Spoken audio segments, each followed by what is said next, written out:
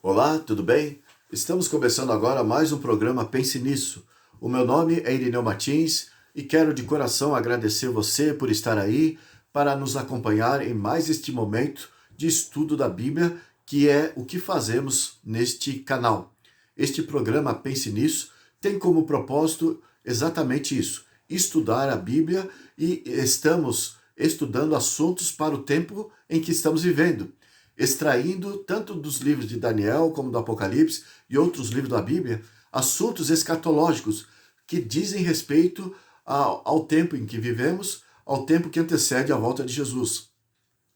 Portanto, trata-se de orientações importantíssimas para nós e nós não podemos perder. Nós estamos então começando o 32º encontro a partir de agora, e aproveito para dizer que, se você não assistiu os vídeos anteriores, para que você fique bem informado, então que você assista, porque assim você vai entender aquilo que nós estamos considerando dentro da série que tem como título O Conflito Cósmico entre o Bem e o Mal. É uma série, então, que fala deste conflito que vai se agravando mais e mais, vai se dimensionando mais e mais, conforme o tempo vai passando, vai se definindo mais e mais, e finalmente, conforme nós temos analisado aqui, haverá apenas dois grupos no tempo em que Jesus voltar. Quando Jesus estiver para voltar, o mundo estará definido em dois grupos. E Deus quer mostrar, através do Apocalipse em especial, qual é o grupo que lhe pertence no tempo do fim.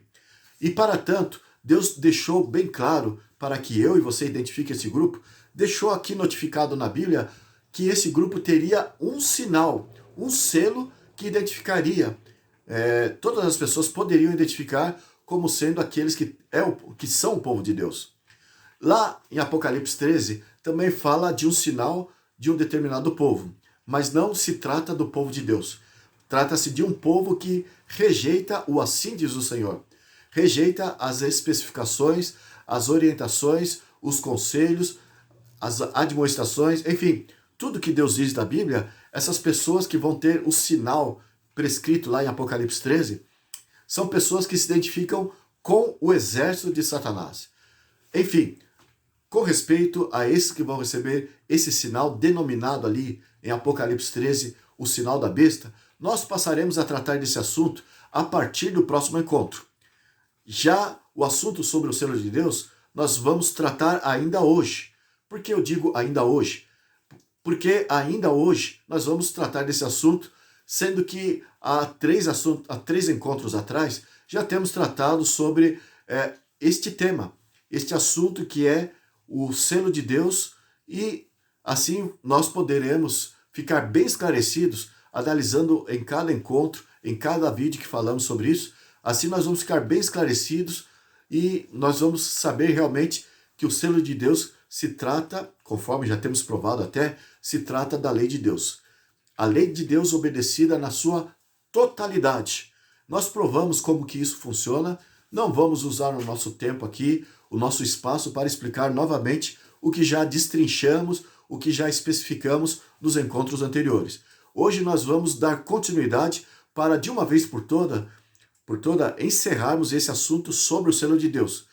E todos esses encontros que temos tratado sobre este assunto, nós, em cada um deles, temos explicado um pouco mais, temos confirmado e ampliado um pouco mais a respeito desse assunto. Porque é importantíssimo que eu e você tenhamos consciência, tenhamos clareza a respeito do selo de Deus. E, enfim, conforme eu disse, já provamos que se trata da lei de Deus, e dentro desta lei, o Decálogo, os 10 mandamentos, nós temos ali o quarto mandamento, que dá um valor excepcional, um colorido especial, valoriza muito o Decálogo, porque o quarto mandamento mostra que quem legislou, quem delegou aquela ordem, os 10 mandamentos, é o Criador. E o quarto mandamento aponta para Deus como sendo o Criador, valorizando assim todo o Decálogo.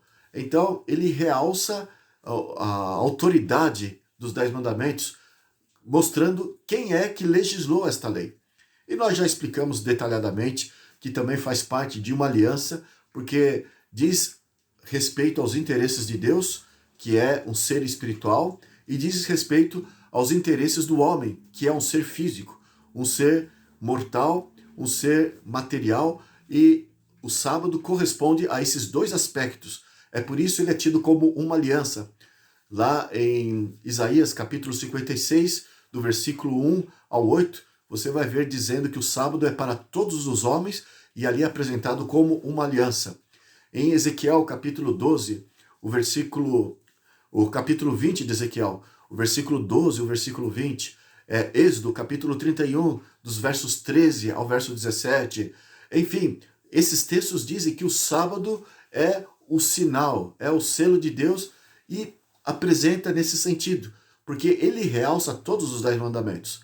Mas explicamos que o sábado, sendo ele o sinal, aquilo que faz com que todos os 10 mandamentos sejam preciosos por evidenciar o Criador, sendo aquele que legislou esta lei, o fato é que todos os 10 mandamentos o que vai fazer com que o povo de Deus, ao obedecer todo ele, o decálogo, seja o povo separado do mundo, seja o povo escolhido por Deus.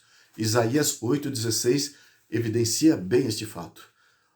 Conquanto lá no passado, ao tempo de Moisés, Deus, pelas circunstâncias da época, escreveu a sua lei com o seu dedo em tábuas de pedra para mostrar a perpetuidade, a eternidade, a durabilidade desta lei.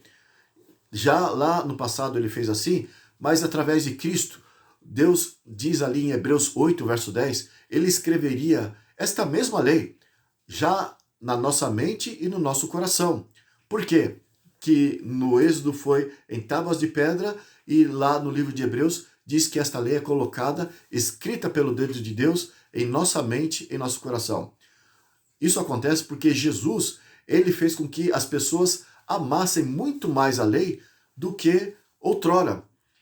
Antes, os salmistas, os profetas, todos os profetas, Moisés, ao tempo de Moisés, todos eles amavam a lei de Deus. Conforme você lê lá em Deuteronômio, capítulo 6, dos versículos 4 em diante, Deus pediu para que, ao observassem a lei, que o fizesse por amor, que o reconhecesse, que fizesse por gratidão, por reconhecimento.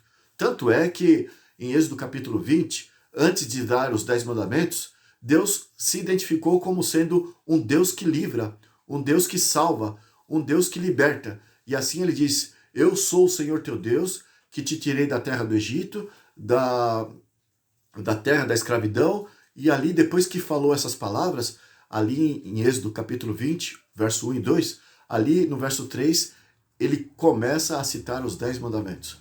Em outras palavras, Deus ele requer obediência movido pelo amor. E assim nós temos, todos eles valorizaram a lei de Deus, mas valorizaram o amor também. E a partir de Cristo, conforme a demonstração do amor de Deus para com todos os seres humanos, lá na cruz do Calvário, Jesus falou isso para Nicodemos, São João 3, verso 17, se não me falha a memória, ali Jesus disse para Nicodemos que quando ele fosse levantado, iria atrair todos ao redor do mundo para ele.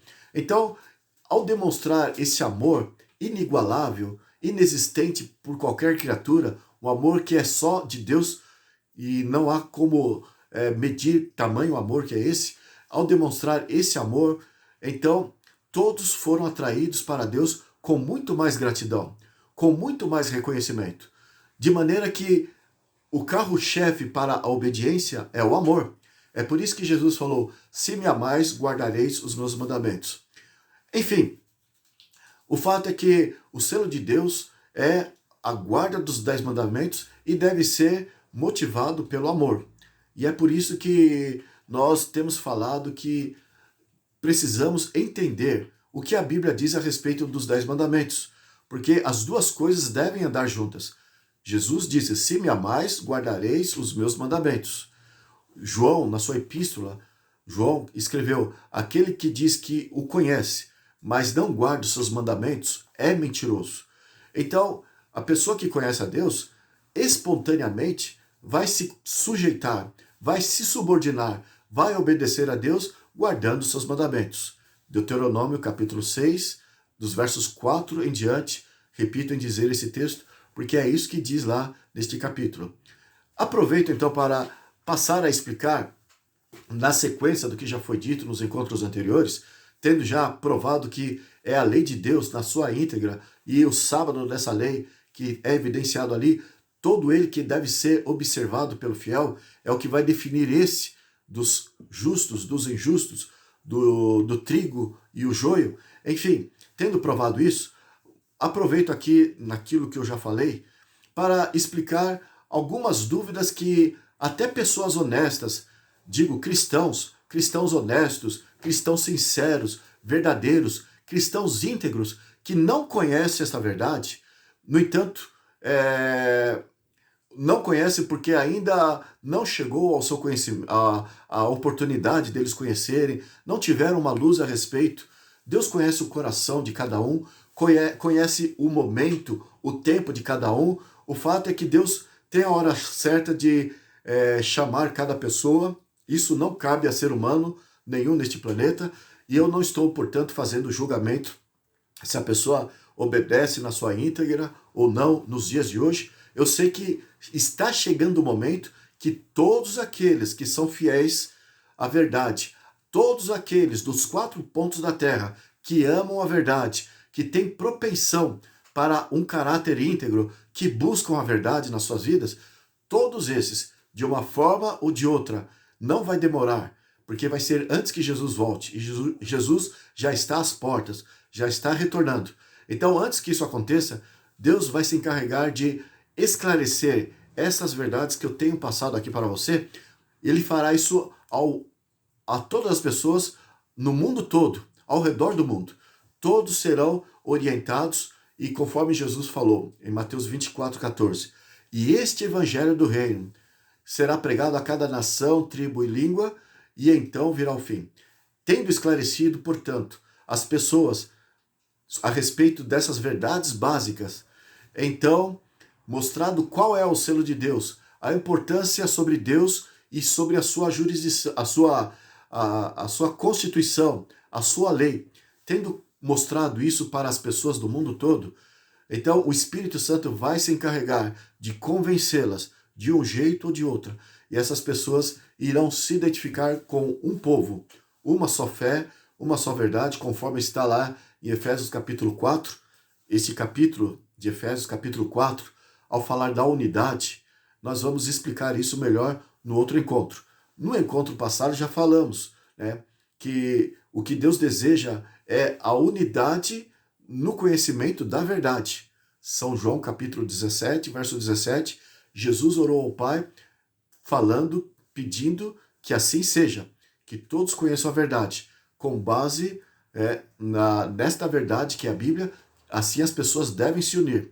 Então no encontro anterior nós já mostramos, naquele encontro que tem como título Unidade na Diversidade, é uma pergunta o título lá do encontro, E, enfim, ali nós já provamos que há o grupo de Deus que vão se unir debaixo da verdade e aqueles que vão se unir longe da verdade, separados da verdade. E nós voltaremos a falar isso, citando Efésios 4, aí para frente dos nossos encontros, para evidenciar mais a respeito disso. Mas, enfim, o fato que Deus está esclarecendo e há de esclarecer todos os fiéis ao redor do mundo sobre isso que nós estamos defendendo aqui, de que a lei de Deus é que vai ser selado no seu povo e vai distinguir esse povo dos demais povos. E muitos desses fiéis que são cristãos, que já conhecem a Bíblia, até ministram a Bíblia, pregam para as pessoas, são missionários, evangélicos, pentecostais, católicos, enfim, muitos desses estão pregando um erro, porque aprenderam de forma errada. E aqui vai uma oportunidade para esclarecer essas pessoas. Depois do que falarmos aqui, e com base do que já falamos, não há por que a pessoa resistir tantos fatos que a Bíblia nos apresenta, tanto esclarecimento que a Bíblia nos traz a respeito da veracidade da guarda dos 10 mandamentos, inclusive do sábado do Senhor. Bem, o fato é que esses cristãos, mesmo sinceros, ao terem aprendido errado, eles dizem, bem, no Velho Testamento se exigia guardar os 10 mandamentos e o sábado que está ali. Mas no Novo Testamento, não há mais necessidade de guardar os 10 mandamentos, principalmente o sábado. Muitos não conseguem argumentar contra os 9 mandamentos do Decálogo. Então passam a atacar apenas o sábado, dizendo que era uma lei exclusiva para os judeus na antiga dispensação, no tempo em que a salvação, de acordo com eles, era a salvação pelas obras. Agora, por Cristo, é uma nova dispensação, agora a salvação é pela graça, e de forma equivocada estão a ensinar os seus fiéis, os seus seguidores, a coisa de forma errada.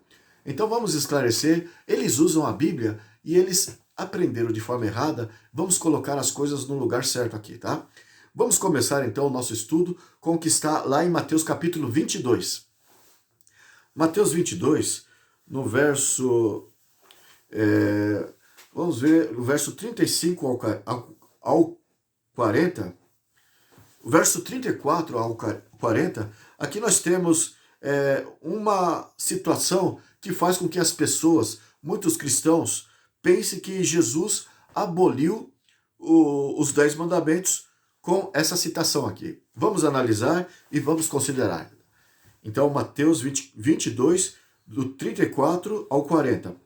Nós lemos assim: Entretanto, os fariseus, sabendo que que Jesus, fizera calar os saduceus, reuniram-se em conselho.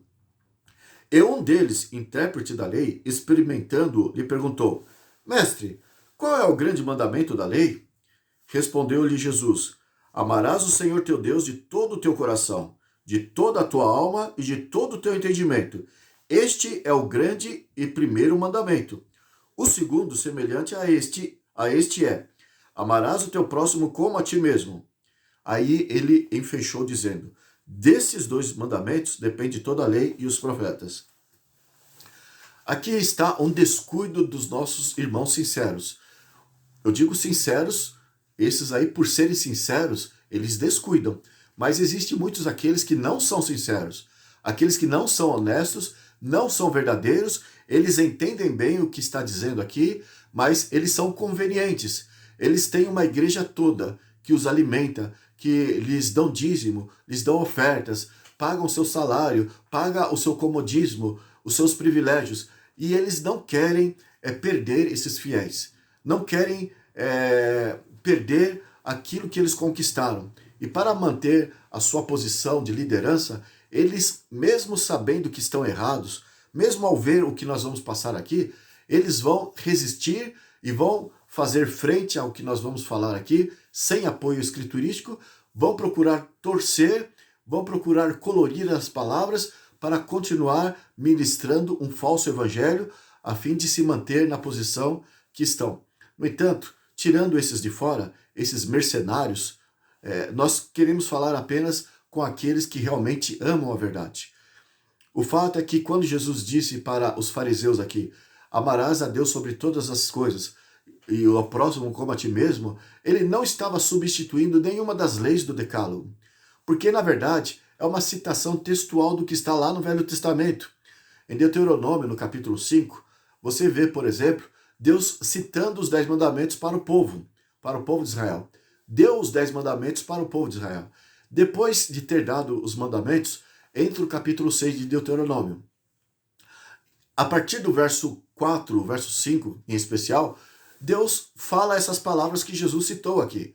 E o Deus lá do Velho Testamento é o próprio Cristo, porque foi Cristo que conduziu o povo de Israel, Cristo é que criou o mundo em 6 dias e descansou no 7º dia. Essas coisas nós já provamos nos encontros anteriores. Mas o fato é que Jesus tirou emprestado aquilo que está lá no Velho Testamento. A propósito, tudo que Jesus falava a respeito das Escrituras, o Novo Testamento não existia, era tudo do Velho Testamento. E aqui está uma parte do que ele tirou lá em Deuteronômio, capítulo 6, verso 5.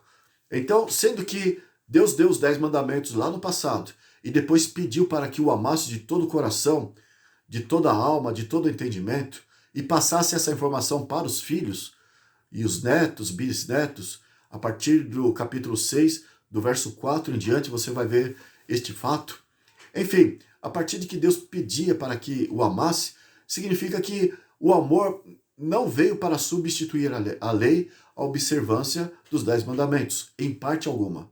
Eles tinham que continuar guardando o sábado, tinham que continuar guardando todos os demais preceitos do decálogo, e ali é conforme Jesus disse: se você ama, você guarda os mandamentos. Então, nós temos aqui esta realidade que Jesus estava citando lá do Velho Testamento, e ele não está substituindo aqui, no seu tempo, uma outra lei. Ele não está substituindo o decálogo, dizendo que agora caducou os 10 mandamentos e agora é só amar a Deus e ao próximo e está tudo bem. É isso que eu quero e não importa mais nada. Então, quem pensa desse jeito está tremendamente errado, tremendamente equivocado. A propósito, aqui no versículo 40, o próprio Jesus falou assim para terminar o assunto: desses 2 mandamentos depende toda a lei e os profetas. Então, uma coisa não substitui a outra. Toda a lei e os profetas foram embasados nesses ensinos que Jesus havia ordenado, né? O amor a Deus e ao próximo. Tudo que foi ensinado ali no passado deveria ser motivado pelo amor. Por isso que fala, depende toda a lei e os profetas. Portanto, essas 2 sentenças de Jesus aqui, de amar a Deus e ao próximo, não substitui qualquer obediência a qualquer uma das leis de Deus. Vamos ver agora o que está em Gálatas, no capítulo 5. O apóstolo Paulo, nós já havíamos falado no encontro anterior, que o apóstolo Paulo falava que a lei que foi abolida ali, a lei cerimonial, nós explicamos isso no encontro passado. A lei cerimonial não era aquela lei que muitos atribuem como sendo os 10 mandamentos. Então, muitos dos nossos irmãos sinceros, de diversas denominações religiosas, eles pegam aqui o que está em Gálatas 5, do versículo 1 ao versículo 4, por exemplo, e dizem, está vendo? Jesus cravou a lei na cruz. Mas, para entender qual lei que o apóstolo Paulo se refere aqui, veja o vídeo anterior. Eu sou, assim, insistente em pedir para que assista os vídeos anteriores, e principalmente esses que falam sobre a lei, que falam sobre o selo de Deus evidenciando a lei, para que você não fique com dúvida daquilo que nós pretendemos explicar aqui nesse vídeo, nesse encontro de agora. E nós já provamos que a lei que caducou, a lei que foi escrita ali por Moisés, que deixou de vigorar com a morte de Cristo e a sua ressurreição, é a lei cerimonial. E Paulo, ele estava tratando desse assunto. Perceba bem o que diz aqui no capítulo 5 de Gálatas. E muitos leem e interpretam mal esse texto. Diz assim, a partir do verso 1 ao versículo 6, ao versículo 4. Gálatas 5, 1 ao 4 diz assim: para a liberdade foi que Cristo nos libertou. Permanecei, pois, firmes, e não vos submetais de novo a jugo da escravidão. Ou seja, não volte ao jugo da escravidão. Ele está falando de uma lei que escravizava no passado. Mas que lei que é essa? Eu, Paulo, vos digo que se vos deixardes circuncidar, Cristo de nada vos aproveitará. Há uma lei que fala a respeito da circuncisão. Veja o versículo 3. De novo testifico a todo homem que se deixa circuncidar, que está obrigado a guardar toda a lei. De Cristo vos desligaste, vós que procurais justificar-vos da lei, da graça decaíste. Então, nós já explicamos detalhadamente no encontro passado, de uma forma específica, sobre essa lei que o apóstolo Paulo agora faz menção à igreja de Gálatas, dos Gálatas, né?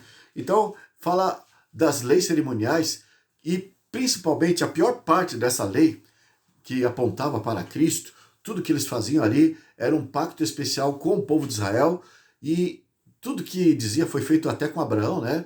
Que foi feito a circuncisão e depois passou para o povo de Israel. Então aquilo era uma identificação carnal, uma identificação de sangue daqueles que faziam parte da linhagem de Abraão. E isso caducou, né? A partir de Cristo Jesus, aquela linhagem carnal, fazer parte do povo de Israel, da sua corrente sanguínea, do seu lado genético assim, isso deixou de existir. Agora é reconhecido como o povo de Israel a maneira espiritual é que se enxerga. A Bíblia enxerga o povo de Israel de modo espiritual. Sobre isso também nós falaremos de uma forma detalhada no encontro aí para frente. E nós já temos explicado então que foi esta a lei que caducou, que identificava aqueles que eram da carne e da linhagem de Abraão, que recebeu ali os 10 mandamentos como uma aliança e recebeu um método estranho, um método até agressivo para que eles ficassem debaixo da obediência da lei. Tudo aquilo foi explicado no encontro anterior e no outro encontro. Essas coisas ficaram no passado.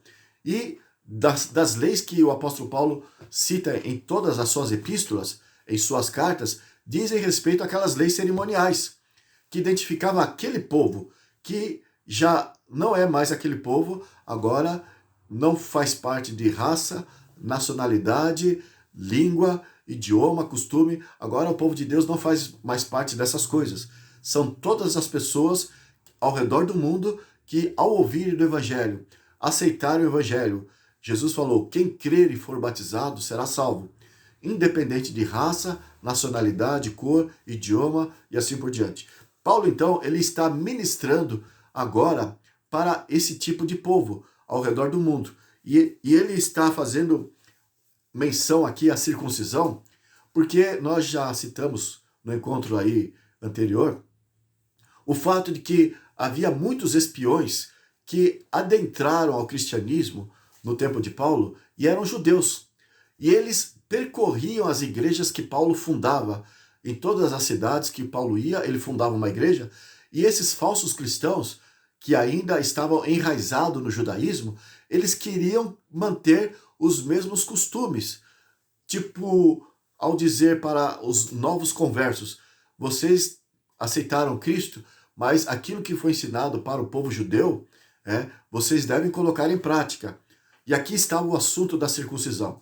Era a pior parte, a mais dolorosa, a mais indesejada das partes ali, que fazia parte do cerimonial para os judeus, era a parte da circuncisão. O derramar o sangue de ovelhas e guardar dias de comemorações, como o dia da Páscoa, o dia do Pentecostes, o dia do Yom Kippur. Isso ainda, esses falsos cristãos, faziam com que os cristãos conversos obedecessem. No entanto, não era tão prejudicial como a circuncisão. E aqui nós temos essa experiência do tempo do apóstolo Paulo. Falsos cristãos adentrando entre os recém-conversos, tentando convencê-los a guardarem a lei de Moisés. E Paulo faz essa referência sem titubear. Com a maior clareza, ele diz que se trata da lei que exigia a circuncisão.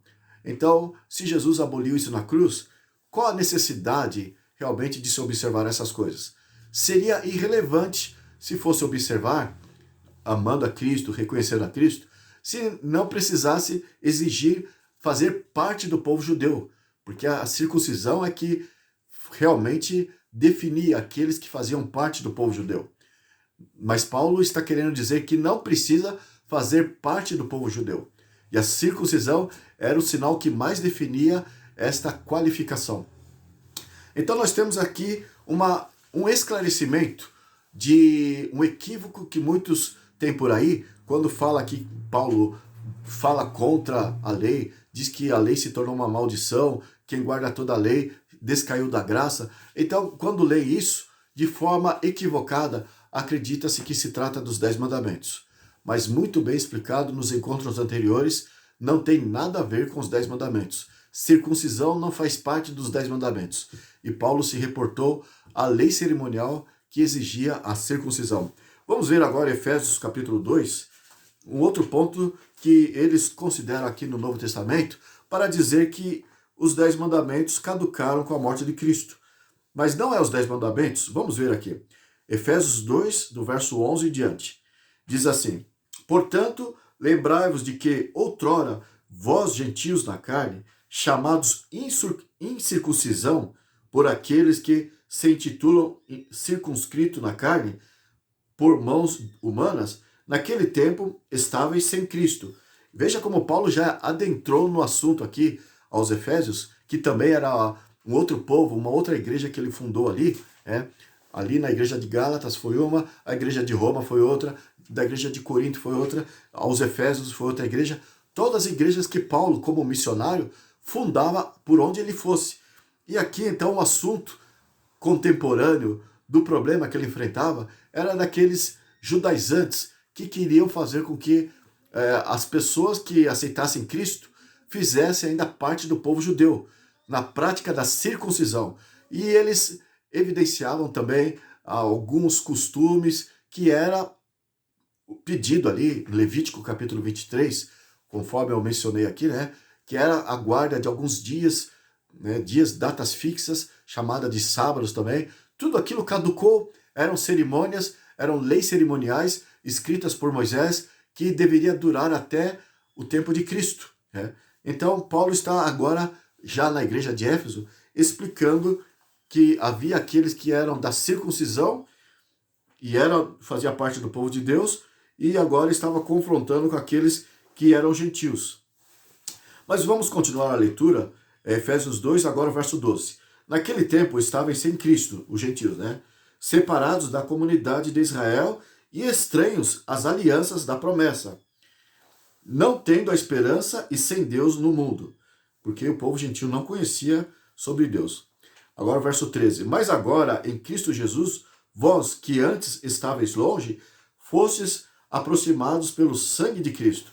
Então Cristo fez com que todos se tornassem um só povo. Não havia necessidade de fazer circuncisão para fazer parte do povo de Deus. E aqui então esses judeus espias que estavam atrapalhando a obra de Paulo, por onde Paulo montava uma igreja, eles ignoravam, ou não aceitavam o fato de que o povo judeu deixou de ser o povo seleto, deixou de ser o povo escolhido para ser a luz do mundo. Sobre este fato, eu já havia mencionado anteriormente, e também nós vamos mencionar isso de uma forma mais detalhada no encontro para frente. Explicar que o povo judeu já não é mais o povo escolhido de Deus.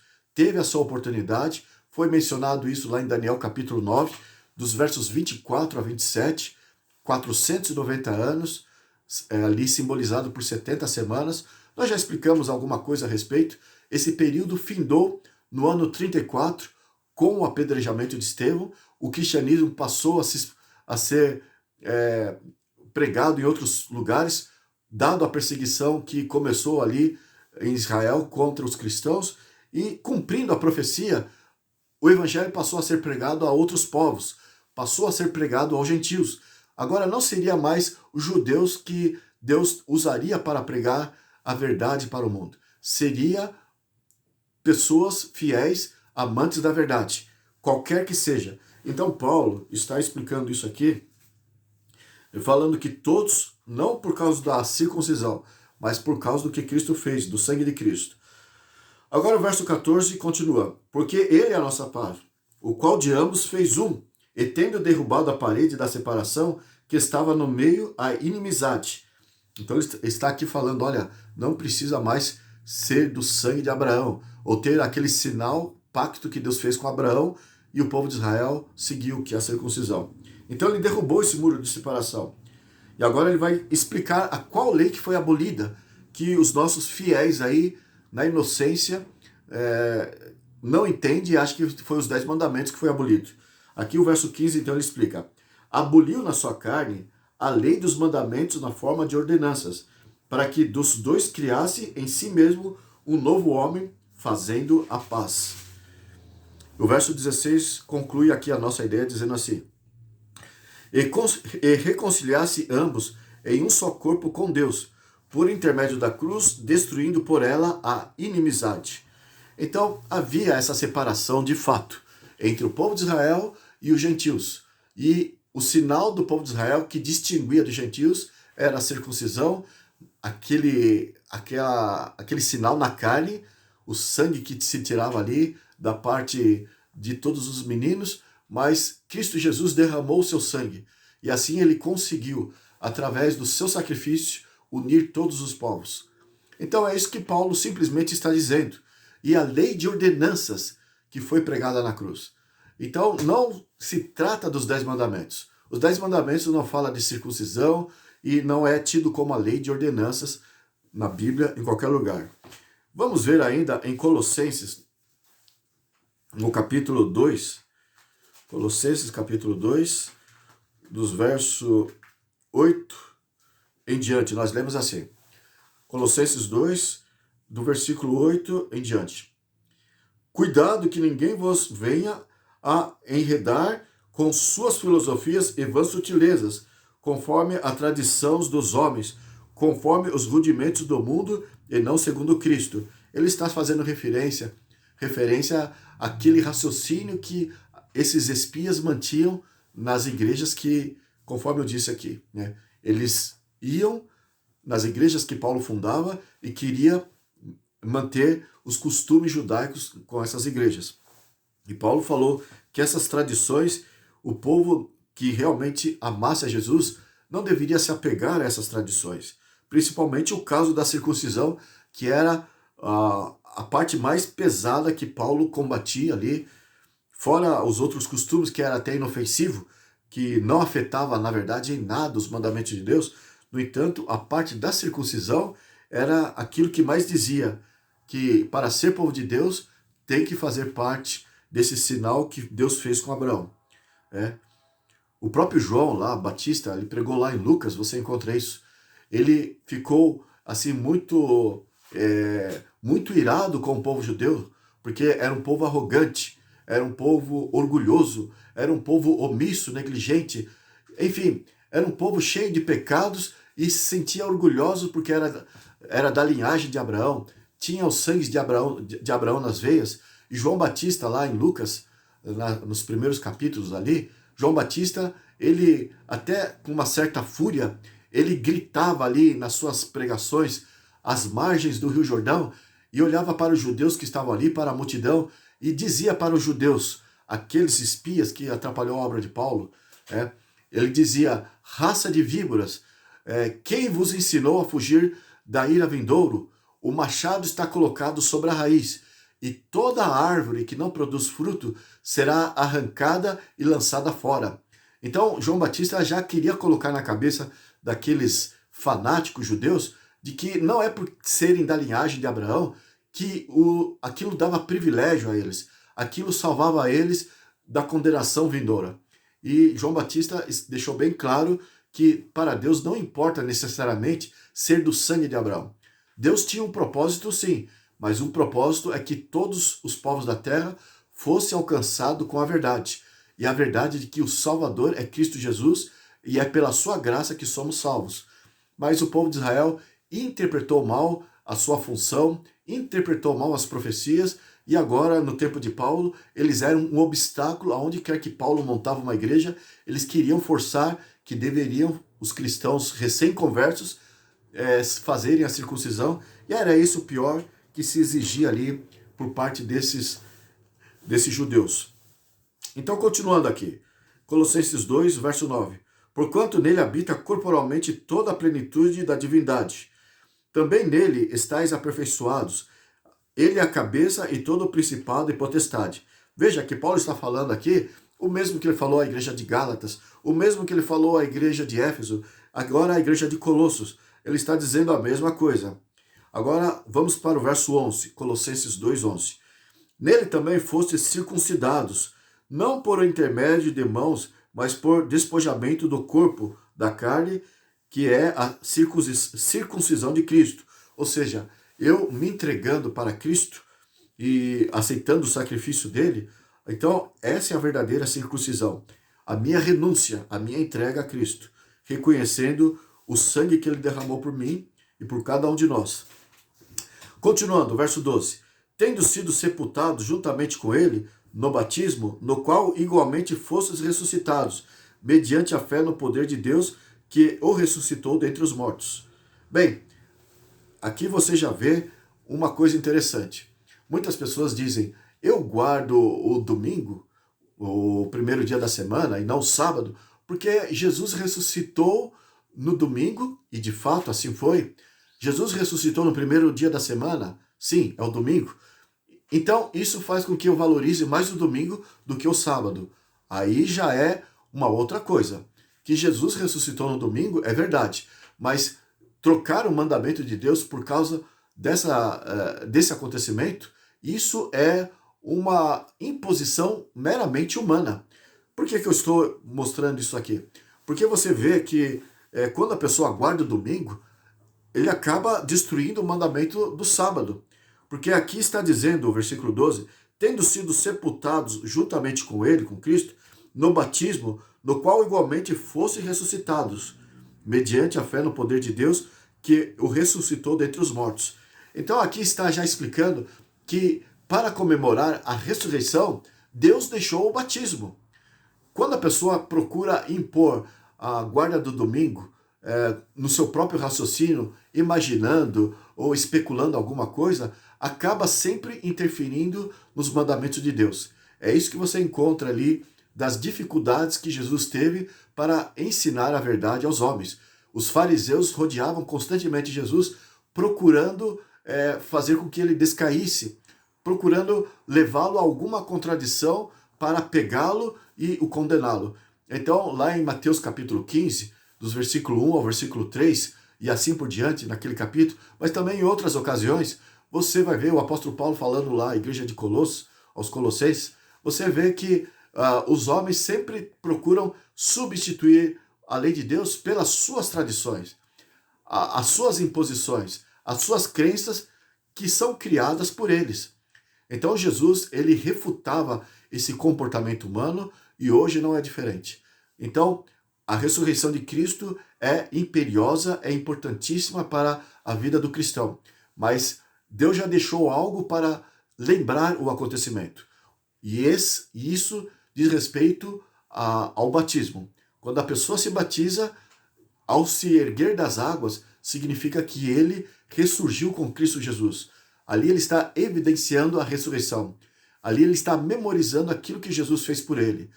E assim, o batismo é deixado para lembrar o acontecimento da ressurreição. E não o domingo. Isso é algo que o homem coloca para substituir o mandamento de Deus. Jesus combateu isso.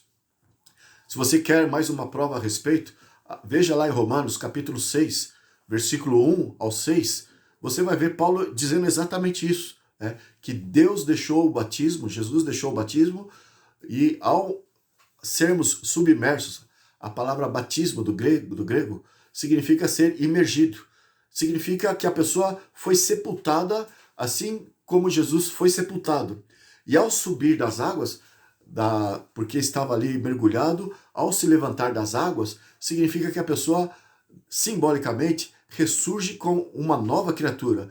Ressurge como Cristo ressurgiu, com um corpo ressurreto, um corpo incorruptível. Agora a pessoa simbolicamente se ergue das águas como uma nova criatura, segundo Coríntios 5, verso 17.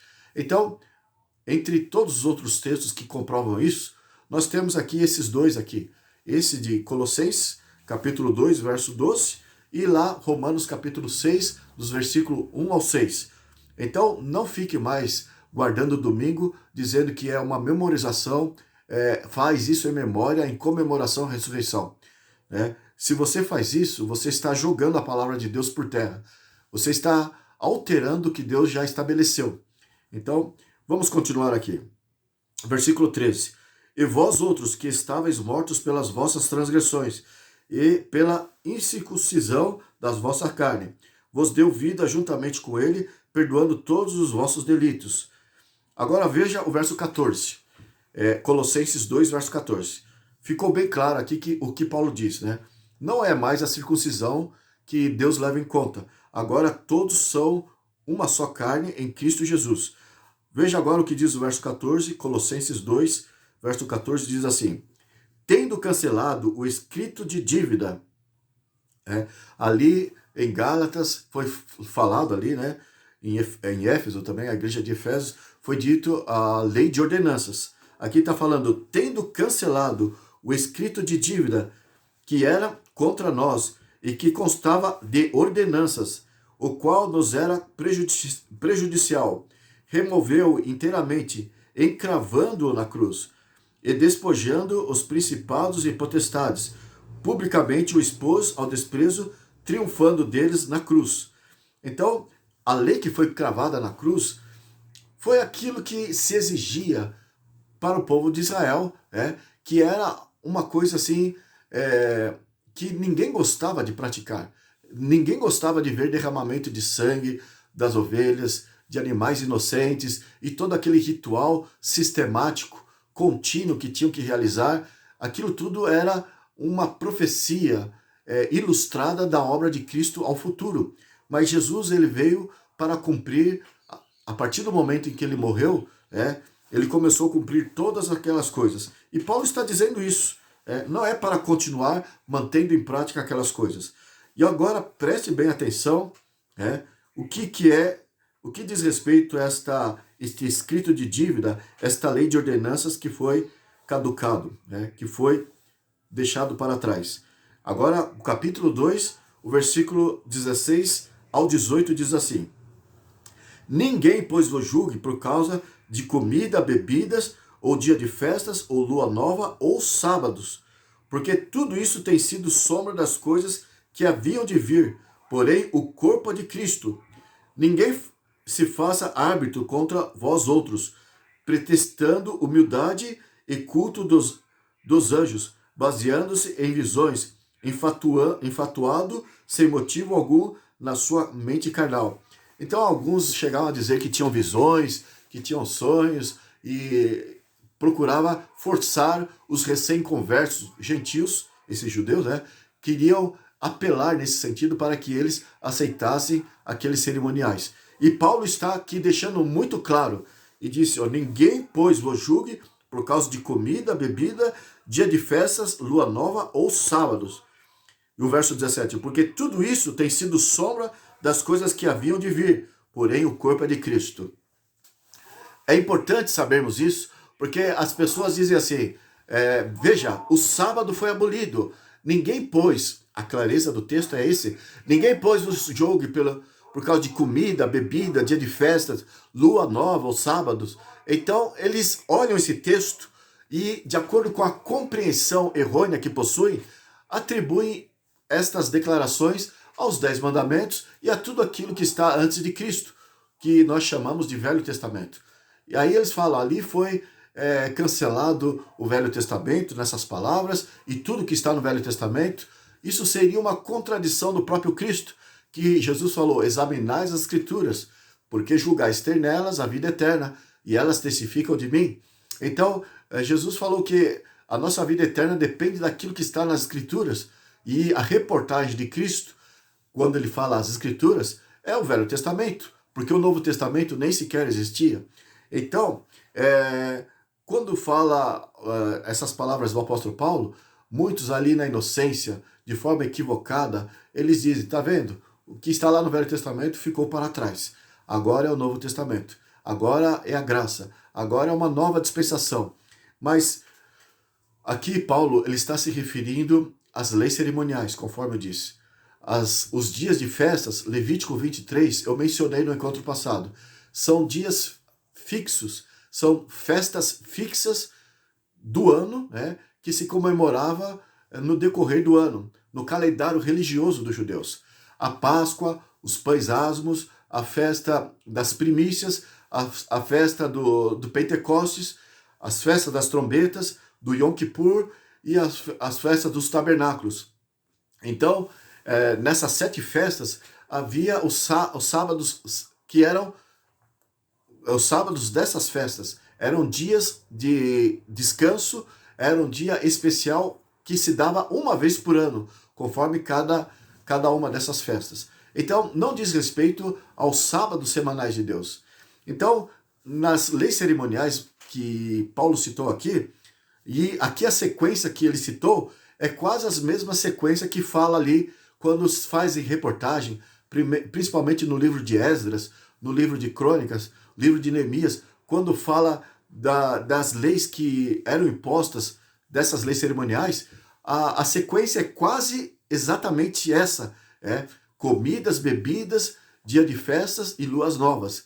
Então, a sequência que Paulo usou aqui é referente àquilo que está ali sobre as leis cerimoniais. A propósito, quando fala que tudo isso era sombra das coisas que haveriam de vir, as pessoas que dizem que o sábado, porque fala que não vos julgues por causa do sábado, dizem que o sábado está aqui dentro deste programa, desta citação, mas acontece que o sábado do Decálogo não tem nada a ver com profecias de coisas futuras, conforme o sábado da Páscoa, por exemplo, ou o sábado do Pentecostes, que foi algo que aconteceu ao tempo depois de Cristo. Então eram datas fixas, que eram profecias que apontavam para as coisas do futuro. Mas o sábado do Decálogo não aponta para o futuro, aponta para o passado. Quando nós lemos ali, lembra-te do dia do sábado para o santificar. 6 dias trabalharás e fará toda a tua obra, porque em 6 dias fez o Senhor os céus, a terra e o mar. Veja, o próprio mandamento do Decálogo, ele é muito claro em se reportar ao passado. Remonta ao período da criação deste mundo. Então, o que Deus pede quando Jesus falou o sábado foi feito por causa do homem, é uma citação daquilo que diz os 10 mandamentos. Algo que foi feito lá na criação. O sábado de Deus, que ele separou para ele, é o sábado da criação. E é o sábado semanal, o 7º dia da semana. E o ano parece que tem 52 semanas, todos os anos. Então, é como se tivesse 52 sábados, todos os anos, que é o sábado do Senhor. E por outro lado, as datas das festas fixas, esses sábados fixos, que caducaram, que Paulo mencionou aqui, eram sombra das coisas futuras e eram uma vez por ano cada uma dessas festas que esses sábados aconteciam. Em outras palavras, havia 7 sábados fixos conforme as festas que eles praticavam ali. Vamos ainda verificar o que diz lá em Romanos. Romanos capítulo 14, o versículo 1 ao 6 diz assim: acolhei ao que é débil na fé, não porém para discutir opiniões. Um crê que de tudo pode comer, mas o débil come legumes. Quem come não despreze o que não come, e o que não come não julgue o que come, porque Deus o acolheu. Veja, não só aqui nessas palavras que eu li, mas se você analisar todo o capítulo 14, o assunto de Paulo mais aqui é sobre alimentação, né? E por que ele está falando sobre alimentação aqui? Ele está chamando aquele que não come carne como sendo pessoas débeis. E aqueles que comem carne são tidos como os fortes. E ele está aconselhando para que esses fortes que comem carne não venham julgar aqueles que são débeis, que têm receio e não comem carne. E por que ele está falando sobre alimentação aqui? Havia um caso corrente ali nos seus dias, comum em todas as cidades que ele pregava o evangelho, fundava uma igreja. Havia naquela época o costume de haver muitos templos pagãos, com seus deuses que eram adorados nesses templos. E havia animais que eram oferecidos nesses templos. Animais limpos, como touro, por exemplo. Touro é tido na Bíblia como sendo um animal limpo. E havia também outros tipos de animais, eles ofereciam esses animais em sacrifícios aos seus deuses, conforme eles veneravam ali.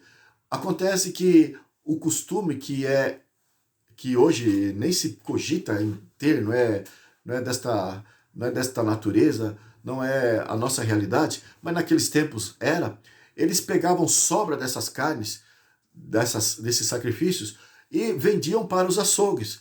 E dos açougues se comercializava para as pessoas. Por que eu estou dando este rodeio? Posteriormente, nós vamos aí, na sequência dos nossos estudos, falar sobre o tipo de alimentação que Deus requer do seu povo. Mas eu não quero me adiantar sobre esse assunto quando falarmos sobre isso. Nós vamos especificar quando tratarmos sobre isso. Mas aqui me vejo necessário falar sobre isso, porque a questão é que Paulo ele estava lidando com pessoas que tinham se batizado recentemente, eram recém-cristãos, e eles, ao verem que o açougue estava vendendo carnes que vinham do templo, que eram oferecidas aos deuses, que eles adoravam, de repente era comercializada ali nos açougues, essas carnes, muitos dos cristãos recém-conversos ficaram com medo de se contaminar ao comprar ali no açougue uma carne que viera de um templo pagão, fora oferecida para um deus ali que eles adoravam. Aqueles que eram mais fortes, Paulo diz isso lá em 1 Coríntios, capítulo 8, capítulo 9, capítulo 10. Ele só trata desse assunto, que também era um problema lá na igreja de Corinto, com o templo que eles adoravam ali. Enfim, então, o apóstolo Paulo falou que a carne não contamina, um ídolo não contamina a carne. Porque o ídolo, disse o apóstolo Paulo, não é nada. Mas havia pessoas que não entendiam assim. Alguns recém-conversos se fixaram na ideia de que aquilo era algo prejudicial para o lado espiritual e não comiam. E é por isso que eu estou citando, e vou voltar a falar sobre isso lá para frente. O assunto não se trata necessariamente sobre o tipo de alimentação, e também ele vai falar sobre dias que se guarda aqui. Então ele faz uma referência a algo contemporâneo, um costume da época que não diz respeito aos nossos dias. E nós queremos traduzir a Bíblia de acordo com a nossa realidade, e é aí que nós erramos na interpretação. Mas Paulo aqui, ele está falando daqueles que comem a carne, porque sabe que a carne que o açougue vende, mesmo que veio lá do templo pagão, não havia sido contaminado por isso. O próprio Paulo, ele comia. No entanto, lá em 1 Coríntios, capítulo 10, do versículo 25 ao 27, ele fala que por reverência, em respeito àquele que é fraco na fé, aquele que é um recém-converso, na presença deles, ele não comia carne, mas por si mesmo ele comeria, porque ele reconheceu que o ídolo em si mesmo não é nada. Enfim, mas ele está tratando da mesma realidade aqui para os romanos, a igreja de Roma. E aqui o verso 4, ele diz, voltando ao verso 3, quem come não despreze o que não come, e o que não come não julgue o que come, porque Deus o acolheu. Agora, quem és tu que julga o servo alheio? Para o seu próprio Senhor está em pé ou caia, então é para Deus que ele está em pé ou caia, mas estará em pé, porque o Senhor é poderoso para o suster. Agora o verso 5, que muitos dos nossos cristãos honestos, até sinceros, verdadeiros, por não entender esses fatos, interpretam de forma errônea e dizem que a lei caducou, os 10 mandamentos. Aqui no verso 5 diz assim, primeiro, Romanos 14, verso 5. Um faz diferença entre dia e dia, outro julga iguais todos os dias. Cada um tem a opinião bem definida em sua própria mente. O verso 6. Quem distingue entre dia e dia para o Senhor o faz, e quem come para o Senhor come. Come, porque dá graças a Deus. E quem não come para o Senhor não come e dá graças a Deus. E aqui o resto do capítulo, ele vai orientando para que ninguém fique julgando que é melhor do que o outro. Mas aqui está uma confusão que muitos usam para dizer, bem, a partir dessas palavras, eu acredito que quem resolve guardar o sábado, ou resolve guardar o domingo, ou resolve guardar a sexta-feira, isso se a pessoa faz para Deus, então está de bom tamanho. Mas não é nada disso. O mandamento de Deus não pode ser pisado por causa daquilo que os homens pensam. Não é o homem que escolhe ou define aquilo que é melhor para ele.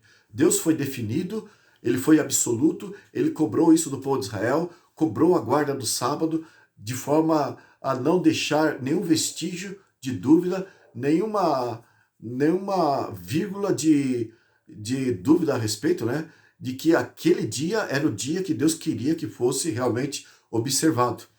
Então, quando Paulo fala que quem faz diferença de dia para o dia, que o faz para Deus não importa, ele está fazendo referência a isso que eu acabei de dizer dos falsos judeus, dos falsos cristãos, judeus que estavam ali, também colocando diferenças de guarda de dias para o povo de Israel. O assunto é o mesmíssimo que ele tratou ao livro de Gálatas, é o mesmíssimo com respeito da guarda de dias, que um faz diferença, o outro não faz. Ele mencionou isso lá no livro de Gálatas também, a respeito de guardar dia ou não. Não está fazendo referência àquilo que é de Deus, aquilo é inquestionável. Ele está se referindo àquilo que os homens forçavam para a igreja em questão de liturgia, em questão de costumes, que Paulo viu que não iria ferir os mandamentos de Deus. Então, ele está dizendo, quanto a isso, não tem problema. O que ele mais atacou dos costumes que se impunha ali para a igreja primitiva era o ato da circuncisão. porque, conforme eu disse, era uma cobrança mais declarada de que eles deveriam se tornar judeus. Quanto a guardar dias, diferenciar um dia do outro, assim conforme se cobrava para o povo de Israel no passado, os cristãos ali não iriam se prejudicar nesse sentido. Mas a circuncisão sim, e é por isso que Paulo e os primeiros apóstolos pegavam nessa parte. São João 5,17 é um outro ponto que eles usam para dizer que as coisas mudaram a partir do Novo Testamento. Diz assim, São João 5,17. Jesus havia feito uma cura no sábado, e os fariseus ali acharam que aquilo era uma quebra dos mandamentos de Deus. Mas eu já havia explicado que eles não seguiam os mandamentos de Deus, eles seguiam a tradição que eles acrescentaram aos mandamentos de Deus. Eles tiravam do Talmud, que era um livro de tradição que eles usavam, para interpretar a lei de Deus. E eles perseguiam Jesus aqui, eu estava falando de Paulo sendo perseguido, mas isso começou com Jesus. E aqui os fariseus, eles seguiam Jesus, e aqui ele havia curado no sábado, e isso não feriu em nada dos mandamentos de Deus, pelo contrário, foi o próprio Deus que apoiou a obra de Jesus ali, né? E Jesus é o próprio Deus. Mas veja o que diz São João 5, verso 17. Eles tendo reclamado porque Jesus curou no sábado, Jesus diz assim, meu pai trabalha até agora e eu trabalho também. Enfim, aqui está um outro texto controvertido, que alguns cristãos sinceros, verdadeiros, eu sempre repito isso, não estou julgando, estou apenas dizendo que são pessoas que estão equivocadas naquilo que a Bíblia diz, por não terem aprendido assim. O fato é que eles aprenderam e passam a ensinar para a igreja, muitos desses sinceros, que quando Jesus falou que meu pai trabalha até hoje, e eu também, ele havia feito uma cura no sábado, eles dizem, bem, aqui Jesus nos libertou da guarda do sábado, podemos trabalhar no sábado. Ora, será que Jesus estava dizendo que pode quebrar os mandamentos de Deus, trabalhar no sábado, diferentemente daquilo que ele defendeu no passado? Por que Jesus disse, meu pai trabalha até hoje e eu também trabalho? E ele havia curado aqui um homem no dia de sábado. E por isso ele recebeu a acusação dos fariseus de ser um transgressor da lei. Mas qual era o trabalho de Jesus? Vamos ver? Aqui em Atos, em São João capítulo 6, verso 27, diz assim, trabalhai, Jesus está dizendo, São João 6, 27, trabalhai não pela comida que perece, mas pela que subsiste para a vida eterna, a qual o Filho do Homem vos dará, porque Deus, o Pai, o confirmou com o seu selo. Então Deus, o Pai, confirmou Cristo para que trabalhasse pela comida que não perece, a comida espiritual, a pregação do Evangelho. Ele havia curado um homem no sábado, e ele está dizendo qual é o trabalho que ele estava realizando ali. E ele pediu para os discípulos se empenharem nesta obra, esse tipo de atividade. Então o trabalho de Cristo não era o trabalho secular, o ganha-pão, o correr atrás das necessidades materiais, necessidades físicas, mas era trabalho espiritual. O verso 28, São João 6, 28 diz assim, dirigiram-se, pois, a ele, perguntando, que faremos para realizar as obras de Deus? Veja, o assunto aqui é sobre o trabalho de Deus. O verso 29, respondeu-lhe Jesus, a obra de Deus é esta, ou seja, o trabalho de Deus é este, que creais naquele que por ele foi enviado. Veja, ele curou no sábado, então ele estava criando uma situação para que pudesse crer nele. Ali era o trabalho dele e era o trabalho do Pai. E ele pediu para que os seus discípulos trabalhassem dessa forma. Não dá o menor vestígio de que agora ele estava dizendo, não, pode trabalhar no sábado sim. Deus se agrada que você pise nos seus mandamentos, aquilo ali caducou, aquilo que Deus instituiu lá na criação, aquilo já era, agora você pode correr atrás da sua subsistência no sábado, corra atrás dos seus interesses, porque tudo aquilo caducou. Jesus não está ensinando isso de maneira alguma, mas os religiosos de hoje, que dizem que pregam a verdade, estão ensinando dessa maneira. Então perguntaram para Jesus que obra que ele deveria fazer, né? Verso 30. Aí, veja o verso 30. Então eles disseram a ele: que sinal fazes para que vejamos e creiamos em ti? Quais são os teus feitos? Bem, e aqui Jesus começa a falar do maná que caiu do céu, que ele é o maná. O assunto é todo espiritual. De forma que quando Jesus falou lá, eu e meu pai trabalham até hoje, não há margem nenhuma para a pessoa interpretar como trabalho, trabalho secular. É um trabalho espiritual e esse trabalho no sábado nós temos que fazer. Paulo ele pregava no sábado e ele era um missionário em tempo integral e o sábado especial ele trabalhava. Vamos ver em Atos 13 agora um outro ponto controvertido que eles usam para dizer que a lei caducou, o sábado já não é mais para se guardar.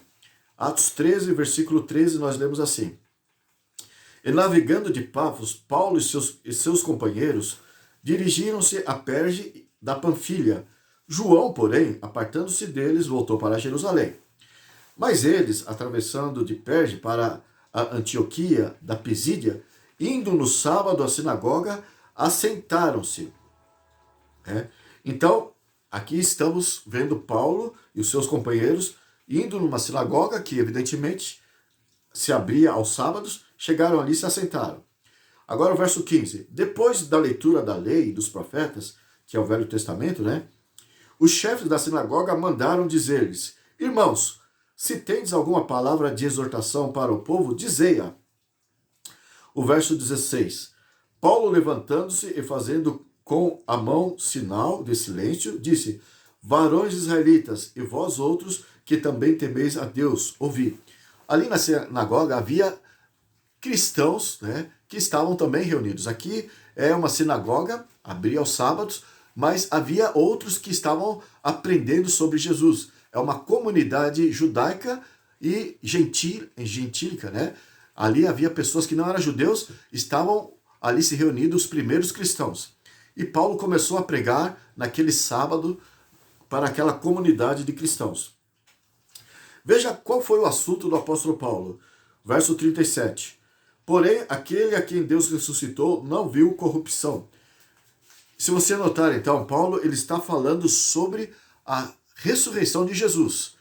E depois que pregou sobre Cristo, como sendo aquele que morreu e foi ressuscitado, ele foi profetizado que seria ele, e ele cumpriu tudo que a respeito dele foi dito. Paulo pregou sobre isso. Agora veja o que ele diz aqui no 42. O que a Bíblia diz aqui no versículo 42. Atos 13, 42. Ao saírem eles, rogaram-lhe que no sábado seguinte lhes falassem estas mesmas palavras. E o verso 44. No sábado seguinte, afluiu quase toda a cidade para ouvir as palavras de Deus. Você pergunta, o que isso prova a respeito da guarda do sábado no Novo Testamento? Veja que Paulo está aqui falando para uma multidão, para pessoas que estavam ali na sinagoga, e fala sobre a ressurreição. Muitos dizem que a ressurreição, conforme eu já mencionei ali, que foi no domingo, pelo fato de ter sido no domingo, o sábado deixou de ser importante e agora o dia do Senhor para a comunidade cristã é o domingo, o primeiro dia da semana. No entanto, o que nós vimos de importante aqui nessa referência é que Paulo falou sobre a ressurreição de Cristo. E eu tenho plena certeza que ele não falou nada a respeito desse sinal que eles dizem, que é o sinal da comunidade cristã, daqueles que creem em Cristo, o domingo. Por que ele não falou nada a respeito desse suposto sinal de cristãos? Ele não falou do domingo porque eles pediram aqui no final, no término da sua pregação, que no sábado seguinte eles voltassem, Paulo e os seus companheiros, voltassem até eles para falar novamente todas as coisas que eles ouviram a respeito de Cristo, a morte e ressurreição de Cristo. E o que nós lemos aqui no verso 44 é que aconteceu de fato que fluiu quase toda a cidade ali naquele local para ouvir eles falarem as mesmas coisas. Então, uma oportunidade magnânima para falar que agora os cristãos, para homenagear Cristo, deveriam guardar o domingo. Mas eles voltaram no sábado e foi mantido para aquele povo, para aquela comunidade de cristãos, e aqui já está envolvendo quase toda a cidade, uma, uma, uma quantidade boa de pessoas, uma quantidade numerosa de pessoas, uma oportunidade para falar, para eles guardarem o domingo em homenagem ao ressurreto. Mas eles continuaram ali guardando o sábado, porque Paulo não falou a respeito do domingo. Bem, veja no capítulo 17 de Atos, do versículo 1 a 3, nós lemos assim: tendo passado por Antípolis e Apolônia, chegaram a Tessalônica, onde havia uma sinagoga de judeus. Paulo, segundo o seu costume, veja, era costume de Paulo, foi procurá-los e por 3 sábados arrasou com eles acerca das Escrituras. Verso 3: expondo e demonstrando ter sido necessário que o Cristo padecesse e ressurgisse dentre os mortos. E este, dizia ele, é o Cristo, Jesus, que eu vos anuncio. Durante 3 sábados, Paulo foi com esse povo aqui, essa igreja lá de Tessalônica. Por que Paulo não convenceu eles, já que o assunto era a ressurreição de Cristo? Por que Paulo não convenceu esta igreja de que eles deveriam se reunir aos domingos? Foi no primeiro sábado, falou da ressurreição, marcou para o próximo sábado, falou de novo da ressurreição, marcou para o terceiro sábado, falou sobre a ressurreição e nada de domingo. Sempre é os sábados que eram guardados. Por aqui nós já vemos a falácia que se tem por aí, da argumentação de que Jesus mudou a guarda do sábado para o domingo, dado a sua ressurreição, e era costume dos primeiros cristãos se reunirem ao domingo. Quanto às reuniões que se faziam aos domingos, após a ressurreição, nós vamos mencionar isso no próximo encontro. E você vai ver que não tem nada de santo o domingo, nem uma conotação de santidade, nenhum indício sequer de referência na Bíblia, no Novo Testamento, que faz uma transferência de que o sábado passou a ser observado por esses cristãos aos domingos. Pelo contrário, nós estamos comprovando aqui que os dias que eles se encontravam depois da ressurreição era aos sábados. E Paulo pregava a ressurreição e nada falava sobre domingo. E nós veremos no próximo encontro que não há nenhum apoio bíblico para elogiar o domingo como um dia de reunião para os cristãos. O capítulo 18 de Atos, veja a partir do verso 1. Depois disto, deixando Paulo Atenas, partiu para Corinto. Lá encontrou certo judeu chamado Áquila, natural do Ponto, recentemente chegado da Itália, com Priscila, sua mulher, em vista de ter Cláudio decretado que todos os judeus se retirassem de Roma. Paulo aproximou-se deles. Então, o imperador Cláudio, ele impôs uma perseguição aos cristãos. Aos cristãos não, aos judeus. E ali o cristianismo também foi perseguido, e eles saíram ali daquela região ali da Judéia, do Vale da Judéia, e eles foram aqui para Corinto. E Paulo encontrou ali um homem chamado Áquila, a sua esposa Priscila. Eles eram cristãos, e aqui nós vemos que eles pararam ali por algum tempo. Veja o versículo 3, Atos 18, verso 3. E posto que eram do mesmo ofício, passou a morar com eles, e ali trabalhava, pois a profissão deles era fazer tendas. Então, ele não foi para aquela região necessariamente para fazer trabalho missionário, como lá em Gálatas, aos Gálatas, a igreja de Corinto, a igreja de Roma, e aqui ele está falando, a igreja de Tessalônica, mas aqui, a igreja de Corinto, nessa ocasião, o apóstolo Paulo parou, e ele, durante 6 dias, ele fazia tenda, porque a Bíblia fala 6 dias trabalharás, então ele se ocupou do ofício de fazer tendas. Ele e Áquila, que estava junto com ele, a sua esposa também, a esposa de Áquila. Então, ali ele ficou parado. Agora veja o que diz o verso 4. Atos 18, verso 4. E todos os sábados discorria na sinagoga, persuadindo tanto judeus como gregos. Antes, eu gostaria de considerar aqui o termo persuadir. Ele era um homem persuasivo, ele era um homem muito argumentativo, ele era um homem erudito, o apóstolo Paulo. Então, veja, ele persuadia tanto judeus como gregos. E agora, veja só, todos os sábados ele parava as suas atividades de fazer tenda e ele ia à sinagoga para persuadir, para convencer aqueles que estavam ali naquele grupo de cristãos. Agora veja o verso 11, que informação interessante nós tiramos daqui. Atos 18, verso 11. E ali permaneceu 1 ano e 6 meses, ensinando entre eles a palavra de Deus. Paulo ficou ali 1 ano e 6 meses, mas nós lemos que todos os sábados ele deixava suas atividades de lado e aos sábados ele ia ali na sinagoga persuadir, convencer tanto judeus como gregos e todos eles que estavam ali presentes, e ali permaneceu durante 1 ano e 6 meses. Se é só aos sábados que ele ia ali, conforme nós lemos claramente aqui, significa que 1 ano e 6 meses dá em torno de 72, 73, 74 sábados, só nesse acontecimento aqui, dessa perseguição do imperador Cláudio, quando ele foi para a cidade de Corinto. Só nesse período de 1 ano e 6 meses, nós temos aqui cerca de 74 sábados. Bem, você pode dizer, bem, mas Paulo, ele pregava aos sábados porque era sinagoga, mas ele estava convencendo eles, persuadindo eles a respeito da ressurreição, e durante todo esse período de 1 ano e 6 meses, que se dá ao todo 74 sábados, ele não conseguiu persuadir eles a transferirem o dia de guarda? Será que ele não conseguiu persuadir esse grupo de cristãos durante todo esse período? Ele não arrumou argumento para convencê-los de que eles deveriam guardar o domingo? Se eles iam todos os sábados ouvir isso, é que eles gostavam de ouvir sobre a ressurreição. Eles aceitavam o assunto da ressurreição, que era o tema principal do apóstolo Paulo. Por que Paulo não convenceu eles a guardarem os domingos? Sempre foram aos sábados. Aqui temos 1 ano e 6 meses só aos sábados. Isso é prova sobeja de que é somente durante os sábados que os cristãos se reuniram, mesmo após a ressurreição de Cristo. É por isso que Jesus, falando do futuro, ele disse ali, orai para que a vossa fuga não aconteça nem no inverno e nem no sábado. Ter que fugir às pressas, tanto numa época como na outra, fugir às pressas, dado a perseguição,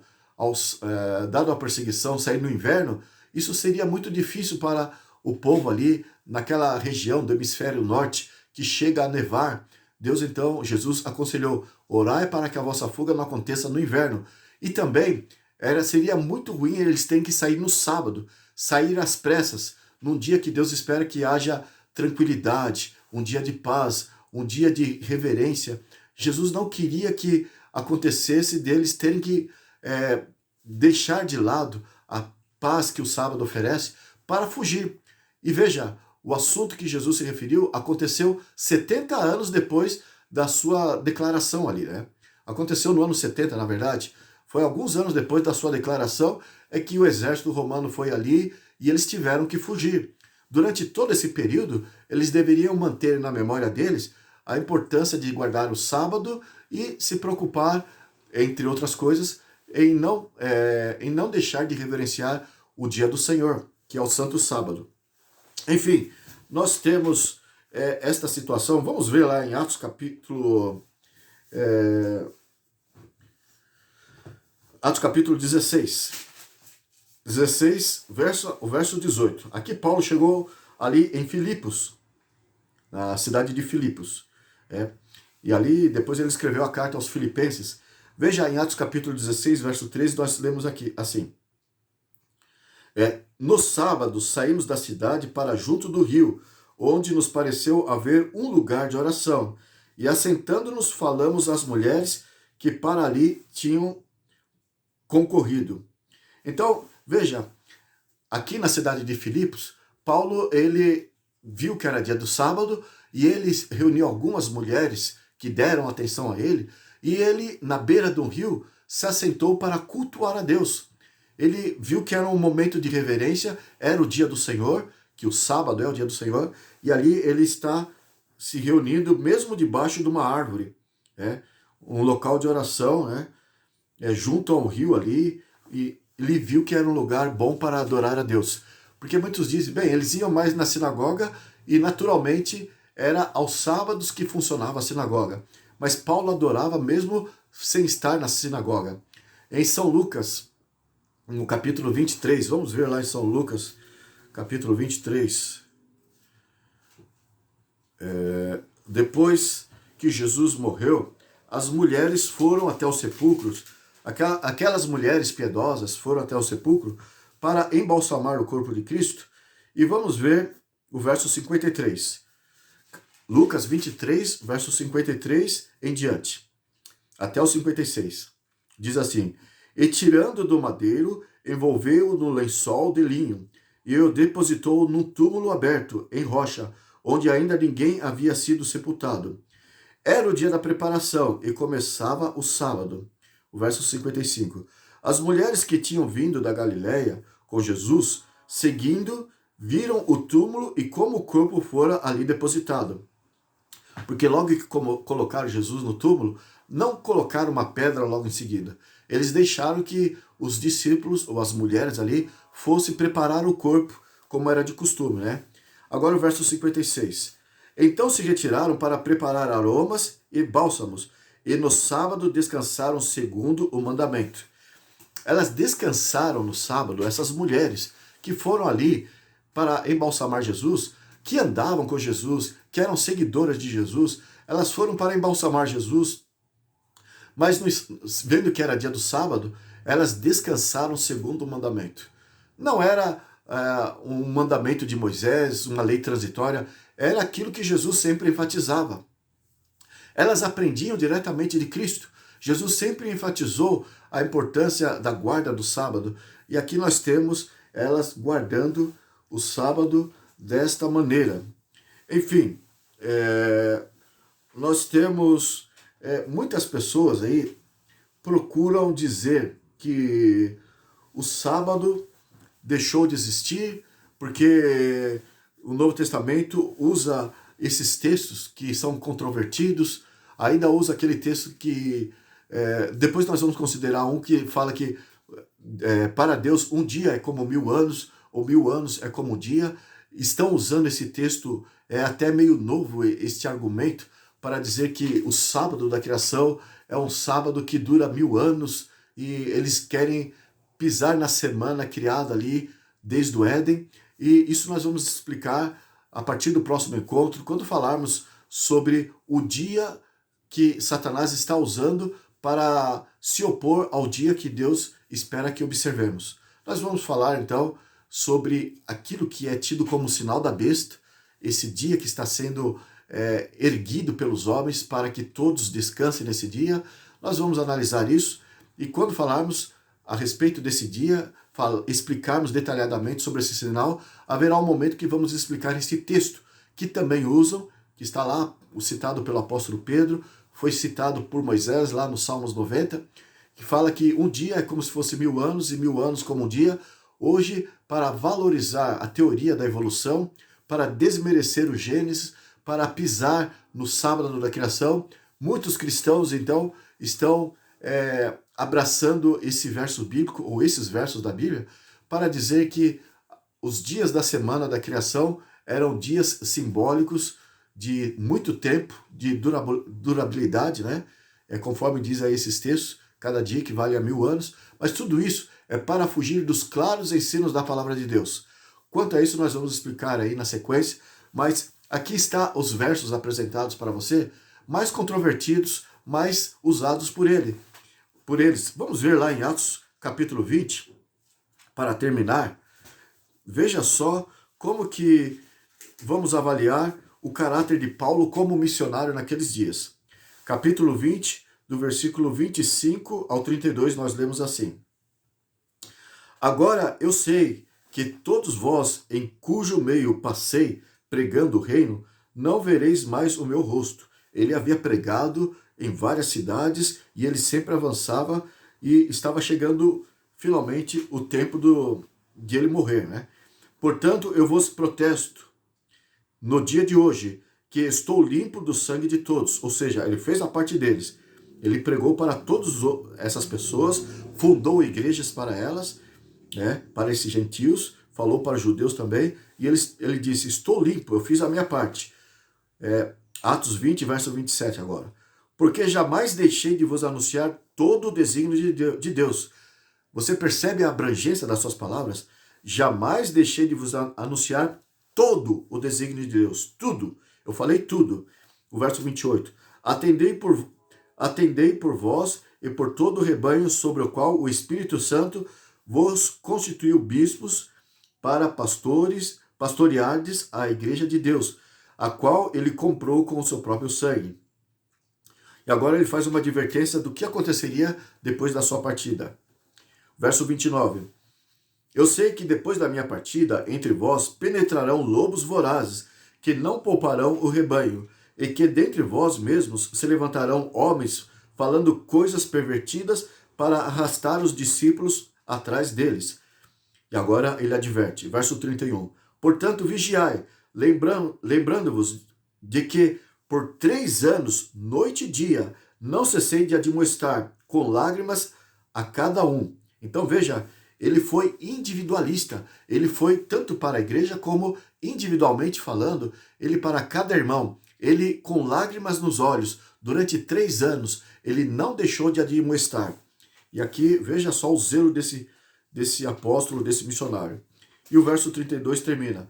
Agora, pois, encomendo-vos ao Senhor a palavra da sua graça, que tem poder para vos edificar e dar herança entre todos os que são santificados.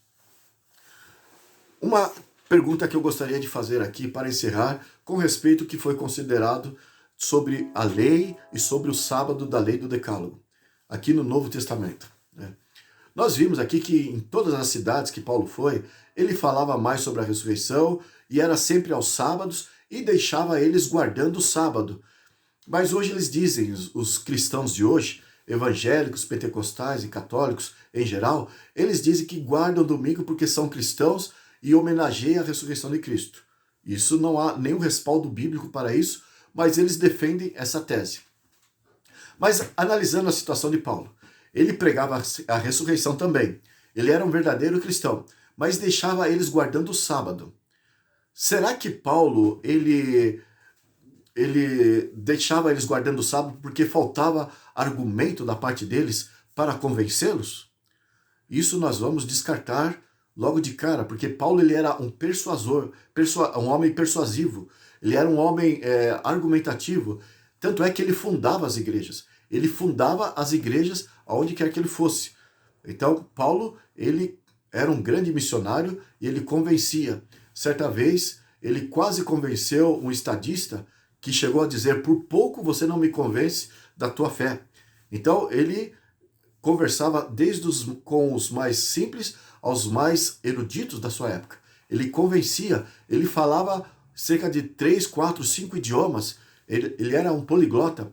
Ele era um autodidata, um homem muito estudado, muito preparado, enfim. Então não faltou argumento para convencer as pessoas a guardarem o domingo. Por que ele deixava então guardando o sábado? Será que faltou então amor por parte deles? Deixou eles enganados, falava de Jesus, mas deixou eles enganados guardando o sábado, ao invés de convencê-los a guardar o domingo? Será que faltou amor da parte deles, do apóstolo Paulo, para fazer o que os pastores de hoje estão fazendo? Ensinando as pessoas a guardarem o domingo? Paulo, ele aqui durante 3 anos, e de forma até individual, nós lemos aqui, ele com lágrimas nos olhos, ele suplicou ao Espírito Santo a favor de cada um deles. E conforme nós vimos aqui no verso 27, porque jamais deixei de vos anunciar todo o desígnio de Deus. Então ele foi muito zeloso, ele anunciou tudo, ele não deixou passar por alto coisa alguma, e foi buscando o Espírito Santo, e foi orando, e foi com lágrima nos olhos, foi com zelo que ele manteve as suas igrejas. E por que, a despeito de tudo isso, eles continuaram guardando o sábado? A pergunta agora que eu te faço é a seguinte: o que te parece então? Os primeiros cristãos, depois da ressurreição de Cristo, depois da recomendação de Jesus, quanto a observar o sábado, orarem para que a vossa fuga não se dê nem no sábado, as mulheres foram embalsamar o corpo de Cristo e no sábado descansaram conforme o mandamento. E sempre aos sábados o apóstolo Paulo confirmando a fé dos cristãos, fazendo eles entender que Jesus ressuscitou, e no sábado sempre ele enfatizando isso. Em Romanos capítulo 7, ele enfatiza a lei de Deus de uma forma especial, conforme eu falei no encontro anterior. O que te parece tudo isso? Os primeiros cristãos guardavam sábado ou guardavam domingo? É a lei para o verdadeiro cristão, os 10 mandamentos e o sábado dessa lei ou não? Enfim, eu gostaria que você pensasse nisso. Assim, eu acredito que nós podemos concluir que o sábado, de fato, é a lei que deve ser observada tanto para o povo do passado como o povo dos últimos dias. Faz parte do Evangelho Eterno, faz parte da mensagem que salva. Pela graça de Cristo, nós obedecemos esta lei perfeita, que é a lei da liberdade, conforme está em Tiago capítulo 2, do verso 10 ao verso 12. Enfim, que você pense nisso. No próximo encontro, falaremos sobre o sinal da besta e que você fique com essa mensagem na sua mente, porque isso vai te ajudar a tomar uma decisão muito sábia para a tua vida, que diz respeito à eternidade com Cristo Jesus. Que Deus abençoe você e toda a tua família. É o meu desejo e oração. Em nome de Jesus. Amém. Até o próximo encontro.